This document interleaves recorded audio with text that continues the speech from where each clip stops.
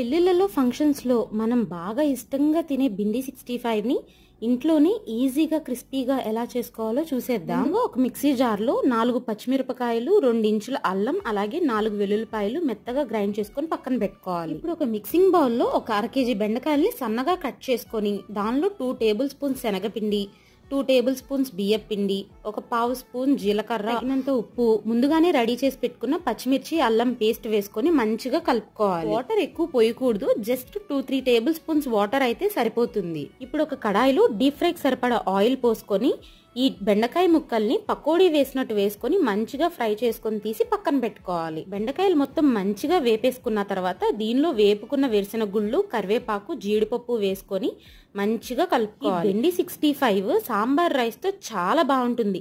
Sambar rice recipe కావాలంటే కింద tag చేశాను, ఒకసారి చెక్ చేసుకోండి. ఈ వీడియో కనుక మీకు నచ్చినట్టయితే ప్లీజ్ డు సబ్స్క్రైబ్.